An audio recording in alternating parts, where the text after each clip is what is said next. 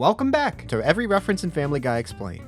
Wow, it feels just like yesterday when we were going over all the references made in the third episode of Family Guy. Now we're already going over all the references made in the fourth episode of Family Guy. They grow up so fast! Today I'll be taking a look at Mind Over Murder, which opens immediately with a reference to the real-life assassination of Abraham Lincoln and Mentos. We like to call that a twofer in the reference game, a little bird in the hand type deal, if you're sniffing what I'm stepping in. Mentos are a brand of mints produced by the Italian-Dutch company Perfetti van Mel. First produced in 1932, Mentos are sold in several flavors, including not only mint, but also mixed fruit, cola, bubblegum, orange, strawberry, lemon, green apple, cinnamon, grape, wintergreen, grapefruit, peach, plum, spearmint, strawberry yogurt, lemon yogurt, pineapple, red apple, currant, 2 versions of black licorice flavored Mentos, banana, cherry, mango orange, grape and cream, strawberry and cream, banana and cream, and chocolate. Chocolate! Just to name a few. Reference is also made to the Mentos at the time slogan, The Fresh Maker. This was later updated to simply, Stay Fresh. As previously mentioned, we have a reference made to the assassination of the real-life 16th President of the United States, Abraham Lincoln, at the hand of American stage actor John Wilkes Booth. This occurred on April 14th, 1865, during a performance of the play Our American Cousin at Ford's Theater in Washington, D.C. Booth would then famously leap from the balcony Lincoln was seated at, a 12-foot drop from the ground, breaking his left leg in the process. He then yelled to the audience in attendance, many of whom thought this all to be a planned part of the play. What he said exactly is debated, with the most commonly repeated phrase being the Virginia state motto, Sic Semper Tyrannis, or thus always to tyrants, though some witnesses to the event, including Booth himself, claim he yelled only Sic Semper, and some don't even recall Booth saying anything at all in Latin. Next, we have a reference to the real-life case of Louise Woodward. Shake me like a British nanny! This isn't a true crime channel, so I won't be going over the details of this today, but you're free to research this topic in your own time. Moving on. We also have a reference to Samuel Adams beer. Peter's beer of choice, Pawtucket Patriot Ale, is the in-universe stand-in for the real-life beer brand Samuel Adams, produced by the Boston Beer Company. Samuel Adams Lager is named after the United States founding father Samuel Adams, who founded the Sons of Liberty. If you'd like to learn more about the Sons of Liberty, check out my video on I Never Met the Dead Man. Next, we have a reference to the classic bar joke. Okay, so a Jewish guy and a Chinese guy walk into a bar, right? You know, those blank walks into a bar jokes? Like, a horse walks into a bar, the bartender asks, "Why the long face?" Or a grasshopper walks into a bar and the bartender says, "Hey, we have a drink named after you." And the grasshopper says, "You have a drink named Craig?" No, I've heard them all. According to Scott McNeely in his book, Ultimate Book of Jokes, the very first bar joke originates in an article written by C.B. Palmer for the 1952 article for the New York Times titled, "The Consummately Dry Martini." Quote, "A man walks into a bar and says he wants a very, very dry martini, 25 to 1. The bartender is a little startled, but he mixes it very precisely. As he pours it out, he asks the customer, 'Would you like a twist of lemon peel in it?' Customer pounds the bar and shouts, 'Listen, when I want a f***ing lemonade, I'll ask for it.' Fun fact, despite what Scott McNeely would have you think, the earliest known example of a bar joke is Sumerian, inscribed in 2 clay tablets that were excavated at Nippur at the end of the 19th century. The tablets were etched around 1700 BCE, during the Old Babylonian Empire. Although Edmund I. Gordon, who published the first translation of most of the proverbs inscribed on these tablets, suggested that the joke probably dates from an even earlier time period. Though scholars differ on the exact translation, the joke roughly goes something like, a dog, having entered an inn, did not see anything. And so he said, "Shall I open this door?" A real knee slapper, I know. Next, we have a reference to the Chronicles of Narnia. Welcome to Narnia. I'm Mr. Tumnus. Hey, give me back my sock, you goat bastard! A fantasy book series made up of 7 novels by British author C.S. Lewis, with illustrations by Pauline Baynes. Originally published between 1950 and 1956, the series is set in the fictional realm of Narnia, a fantasy world of magic, mythical beasts, and talking animals. Specifically, reference is made to the character Mr. Tumnus, a faun who features prominently in The Lion, the Witch, and the Wardrobe, but also briefly appears in later books in the series. Mr. Tumnus was of course portrayed by Nacho Libre's own Hector Jimenez in the 2007 smash hit film Epic Movie. Next, reference is made to both talcum powder and paprika. No, you imbecile! That's not talc, that's paprika! Ah! Talcum powder, which is commonly used as an ingredient in baby powder, is made from finely ground talc, a naturally occurring clay mineral composed of hydrated magnesium silicate. Paprika, on the other hand, is a spice made from dried and ground red peppers, specifically Capsicum annum varietals of the Longum group, in case you were wondering. Also, is this too much? Do you want to hear about baby powder and red chili spices? Would you rather I dig deep into the history of paprika? Let me know in the comments, and subscribe to Squirrel Tech for future deep dives into the inane. That was good, Reuben. Now play Brahms' Lullaby. Later, Lois makes reference to Wiegenlied, or Lullaby in English, a musical piece which you might better recognize as the song that goes,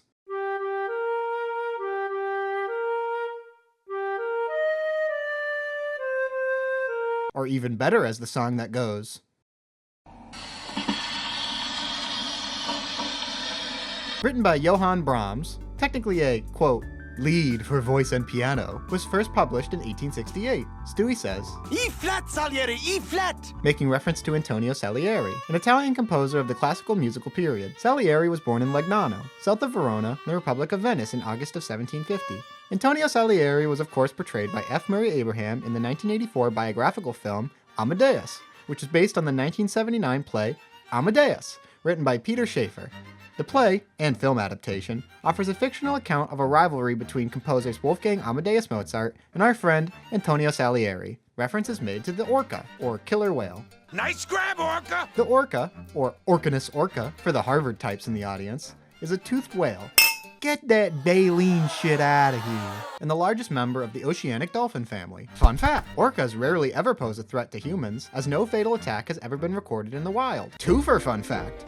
That's what we like to call them in the reference game. Historically, Grampus was another name for the orca, though this usage isn't to be confused with the genus Grampus, which includes only Risso's dolphin, or Grampus griseus, for the Harvard types in the audience. The woman at the soccer game also refers to Moby Dick, Hey, get Moby Dick off the field before he burps up a license plate! a fictional giant white sperm whale and central antagonist of the 1851 novel Moby Dick, written by author Herman Melville. Moby Dick tells the tale of Ahab, captain of the whaling ship Pequod, and his vengeful quest to kill the Mobster. That's what the cool kids are calling Moby Dick, by the way. The story is told from the perspective of Ishmael, a sailor aboard the Pequod. The woman also makes reference to Jaws, the 1975 film about a great white shark who intends on ruining your 4th of July plans. Starring Roy Scheider, Richard Dreyfuss, and Robert Shaw, Jaws is based on the 1974 novel by Peter Benchley of the same name. Jaws, the film, is considered the first ever summer blockbuster, and was actually the highest grossing film in history at the time. That is, until the release of Star Wars 2 years later in 1977. And don't you worry, we'll get to the Family Guy Star Wars specials eventually. Be sure to subscribe to Squirrel Tech so you don't miss it when we do. Specifically, reference is made to a scene in Jaws where a license plate is removed from a shark's digestive system. Hey, get Moby Dick off the field before he burps up a license plate! Next up on the chopping block, we see the soccer mom getting her shit rocked by a jack-in-the-box. A jack-in-the-box is a children's toy that consists of a box with a crank coming out the side. You turn that crank, music plays. You turn that crank too much, well, the box pops and a little clown feller pops out. It's believed that Mr. In the Box finds his origins in the 14th century in the form of Sir John Shorn, who of course, was a very pious man, and was said to have effected many miraculous cures for gout and toothaches, which is appropriate given the episode's B-plot follows Stewie and his toothache. Seth MacFarlane operates on a lot of f***ing planes here, buddy. Keep up. This is Family Guy, not BoJack Horseman or whatever child's play you thought this was. Motherfucker. Anyway, Sir John Shorn. He's often depicted holding a boot with a devil in it. According to folklore, he once cast the devil into the boot to protect the village of North Marston in Buckinghamshire. The French name for the Jack-in-the-Box is Diable en boîte, which directly translates to Devil in a box. Fun fact. In 2005, the Jack-in-the-Box was inducted in the U.S. National Toy Hall of Fame. We're talking the big leagues, kid. This was the same year they inducted Candyland in a cardboard box. Snake! Later, Peter refers to Wimbledon. And that time I snuck into Wimbledon? The Wimbledon Championships, or just Wimbledon, is a tennis tournament that's held annually in Wimbledon, London. It's the oldest tennis tournament in the world, and is widely regarded as the most prestigious. We're talking the big leagues, kid. Fun fact. Since its inception in 1977, Wimbledon has been played on outdoor grass courts, making it the only tennis major still played on grass, as opposed to the others which are played on either hard courts, which are constructed using asphalt or concrete and covered with acrylic resins, or clay courts, which are constructed with a foundation of crushed stone, like limestone or shale, and a thin layer of clay on the surface. Isn't learning fun? Quagmire says, Well, me and Cleveland are gonna amscray. which is an example of Pig Latin. Pig Latin, or Ig Pay Atenlay for the Harvard types in the audience, is an English language game in which words are altered by moving the first letter of the word to the end of the word and by adding the suffix a. The exact origin of Pig Latin isn't known, but an 1866 article describes Hog Latin that has some similarities to modern-day Pig Latin. Quote, he adds as many new letters as the boys in their Hog Latin, which is made use of to mystify eavesdroppers. A boy asking a friend to go with him says, Wig gay, you gay, go gay, wig gay, me gay. I'm not doing that one again. The other, replying in the negative, says, Nogi ig agi wogi. Isn't a earning lay unfay? Fun fact, in researching Pig Latin, I discovered the existence of Dog Latin, or Cod Latin, which describes any phrase or jargon that imitates Latin. Nonne dicere incundum est? Next up, we got ourselves a reference to Pong. You know it, you love it, it's Pong. First released in 1972, Pong was an arcade video game adaptation of ping pong, or table tennis for the Ma-Long types in the audience. Developed by Atari game designer Alan Alcorn, the gameplay of Pong was inspired by an electronic ping pong game that featured on the Magnavox Odyssey, the first home video console ever released, which was designed by a small team led by Ralph H. Baer. Baer is known as the father of video games, due to his many contributions to games and the games industry as a whole. After his family fled Germany before the start of World War II, in 1943, Baer was drafted to fight in the war, being assigned to military intelligence for the United States Army. After his military service, he found work for defense contractor Sanders Associates, now a part of BAE Systems Incorporated, in Nashua, New Hampshire, where in 1966 he conceived of the idea of what would later be known as the video game. This would later take shape as the Magnavox Odyssey in 1972, which again featured a game strikingly similar to Pong, but predating it by 2 months. Fun fact, Magnavox went on to sue Atari for patent infringement. Atari and Magnavox would later settle out of court. Okay, what else we got? Oh, it looks like we got ourselves another twofer. We have a reference to both Homicide, Life on the Street, and Sesame Street. Homicide, Life on the Street is an American police drama television series about a fictionalized Baltimore Police Department's homicide unit. It ran on NBC from January of 1993 to May of 1999.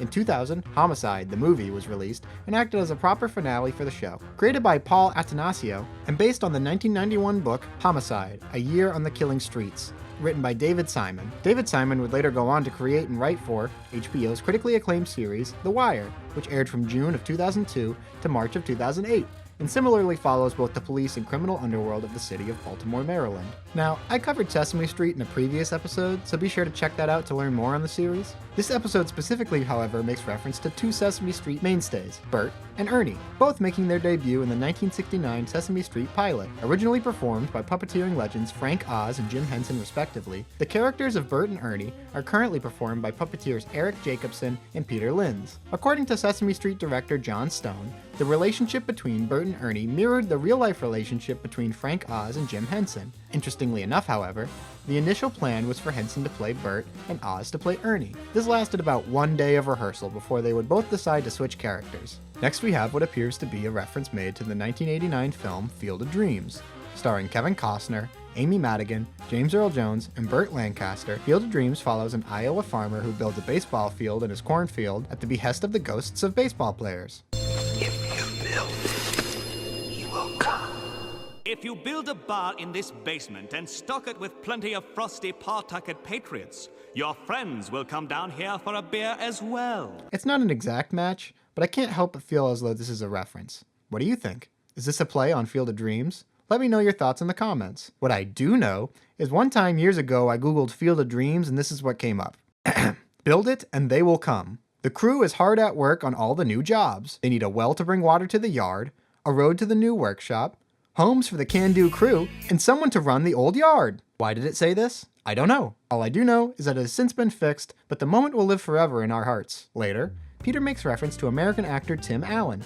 Oh boy, I feel just like Tim Allen. I build stuff and I have a criminal record. And this one is another twofer, actually, if you can believe it. Specifically, he's making reference to Tim Allen's lead role in Home Improvement as handyman Tim the Toolman Taylor.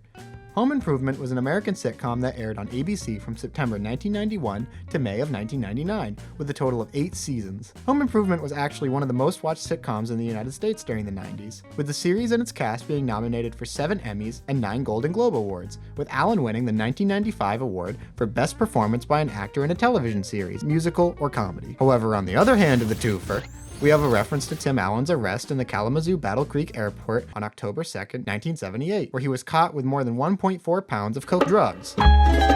Facing life in the slammer, Allen took a plea deal and provided the names of the other dealers to authorities and instead went to the slammer for less than his entire life. Actually, for only a little over 2 years. Allen's insider info apparently led authorities to indict 20 people on drug charges and led to the conviction of 4 major drug dealers. He did just over 2 years for drug trafficking. I did 30. Then he played Buzz Lightyear. Next up, we got ourselves a reference to Barney. I have a Barney pen in my purse. Barney is a dinosaur from our imagination. Barney is a kind purple T-Rex who teaches babies empathy. The Barney franchise began with Barney and the Backyard Gang, an American direct-to-video series produced by the Lions Group from August 1988 to September of 1991. The original concept for Barney came from American author Cheryl Leach, who aimed to make a children's series that could hold the attention of her then 2-year-old son. This would later lead to the long-lasting Barney and Friends series, which would run from April 1992 to November of 2010 on PBS Kids. The Barney franchise has gone on to include 2 TV shows, a video game for babies you literally cannot lose, a theme park attraction at Universal Studios Florida, and a feature film with another one reportedly on the way, this time being produced by A24, written by and starring Ayo Edebiri of The Bear fame, aka That Show I've Never Seen. Later, Stewie sings the 1925 song, Show Me the Way to Go Home. Show me the way to go home, everybody! I'm tired and I want to go to bed, just the women! Written by English songwriting duo Jimmy Campbell and Reg Connolly, who would work together often using the pseudonym Irving King. Lois performs You'll Never Know, or You'll Never Know Just How Much I Love You, for the Harvard types in the audience, a song originally written by Harry Warren with lyrics by Mac Gordon for the 1943 film Hello Frisco Hello, where it was performed by actress Alice Faye. The song would go on to win the 1943 Academy Award for Best Original Song. Lois also performs You Made Me Love You, or You Made Me Love You, I Didn't Want to Do It, a 1913 song by James V. Monaco, with lyrics by Joseph McCarthy. In 1937, Judy Garland, of The Wizard of Oz fame, also performed the song in the film Broadway Melody of 1938. Thank you. Johnny Muldoon, ladies and gentlemen.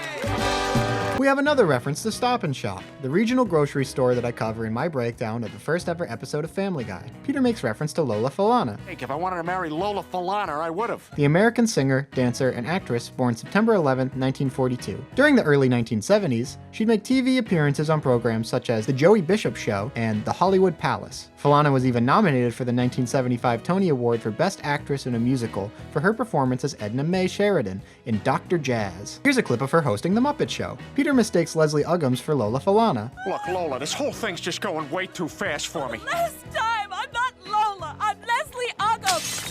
Leslie Uggams is an American actress and singer, perhaps best known for her portrayal of Kizzy Reynolds in the 1977 television miniseries Roots, which earned her both Golden Globe and Emmy Award nominations. Younger viewers may better recognize her for her portrayal of Blind Al in the Deadpool movies, or as Betty from the Fallout series. Here's a clip of her hosting The Muppet Show. Later, Lois performs Don't Rain on My Parade, a song from the 1964 musical Funny Girl, written by Jewel Stein, with lyrics by Bob Merrill and starring American performer Barbra Streisand. The musical was later adapted into the 1968 film, also titled Funny Girl, and also starring Streisand. We have a reference made to pheasants. It's a pheasant! A pheasant is a friggin' bird. What do you want from me? Here's a picture of one, okay? Here's some footage of a pheasant. Pleasant pheasant footage. Happy? What do you want me to say, huh? Oh, fun fact. A pheasant's call or cry can be recognized by the fact that it sounds like a rusty sink or valve being turned. I don't know, man. What else? Oh, here we go. Next we have a reference to Back to the Future. A time machine? Well, sure, here's where the Flux Capacitor goes. The Flux Capacitor features in the 1985 science fiction film, and in the story is responsible for what makes time travel possible. Everyone already knows Back to the Future, and plus this is really just a reference to the Flux Capacitor itself, so I'm not going to go too deep on this one. The last number Lois performs in this episode is titled Steam Heat, and it originates from the 1954 Broadway musical The Pajama Game, written by Richard Adler and Jerry Ross. American singer and dancer Carol Haney performed the Steam Heat number in the original production of the Pajama Game. That performance also ended up winning her a Tony Award. In 1957, the film adaptation of the Pajama Game was made, with Haney reprising her role as Gladys. Fun fact, in the 90s, Warner Brothers had plans for a The Pajama Game remake developed by American filmmaker John Hughes of 16 Candles, and Breakfast Club, and Weird Science, and Ferris Bueller's Day Off, and Planes, Trains, and Automobiles, and Uncle Buck, and Pretty in Pink, and Home Alone 1 and 2 fame. But alas, the Pajama Game, The Next Generation, was never meant to be. And finally, we have a reference to both the incisor I claim this mouth in the name of incisor. and the bicuspid. I think not. Bicuspid. Incisors are the front teeth present in most mammals and are used for cutting food in the mouth, while bicuspids, or premolars, are teeth located between the canines and molars. Adult humans have 8 bicuspids per yapper, and they're used for transitioning the chewing process from the cutting of the incisors and canines to the grinding of the molars. We here at Squirrel Tech like to make even dentistry fun. Well, shall we bite the tongue then? On 3. 1, 2, ah! I'd say we have a pretty decent episode of Family Guy. Not the worst, not the best. Firm 6.5 out of 10 territory. With a runtime of 22 minutes and a total of 39 references, Mind Over Murder clocks in at 1.7727272727 references per minute. I also wanted to take a minute to again shout out all the positive and kind words I've received from you guys in the comments. I read every comment and I appreciate every single one. Thank you very much.